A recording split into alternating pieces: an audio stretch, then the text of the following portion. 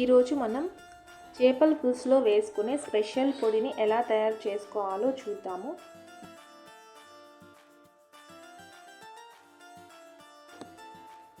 ముందుగా బాండలి పెట్టుకొని నూనె ఏమి వేసుకోకూడదండి. నూనె ఏమి వేసుకోకుండా డ్రైగా ఉన్నప్పుడే ఆవాలు ఒక 4 టేబుల్ స్పూన్ తీసుకోండి. నేనైతే 4 తీసుకున్నాను. అంటే కొంచెం ఒక చిన్న స్పూన్ తీసుకుంటారు ఆ పౌడర్ని మనం పులుసులో.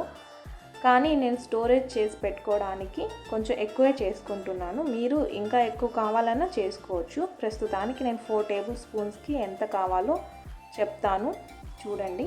4 టేబుల్ స్పూన్స్ ఆవాలు తీసుకోండి. అవి చిటపటలాడిన తర్వాత 2 టేబుల్ స్పూన్ మెంతులు తీసుకోండి. అవి దూరగానే వేగాలండి. మెంతులు నల్లగా అయిపోతే మళ్ళీ ఫ్లేవర్ మాడిపోతుంది, వగరుగా వస్తుందన్నమాట పౌడరు కర్రీ. సో దాని తర్వాత 4 టేబుల్ స్పూన్స్ జీలకర్ర వేసుకోండి. 4 టేబుల్ స్పూన్స్ ఆవాలు, 4 టేబుల్ స్పూన్స్ జీలకర్ర వేసుకోండి. 2 టేబుల్ స్పూన్స్ మెంతులు. నేను ఇలా తయారు ఏదైనా మీరు ఇంకా ఎక్కువ స్పూన్స్ చేయాలంటే ఈ విధంగా క్వాంటిటీ వేసుకోండి. తర్వాత చల్లారాక మిక్సీ పట్టుకొని ఇది కూడా కొంచెం చల్లారాక 8 జార్లో ఫిల్ చేసి పెట్టుకోండి.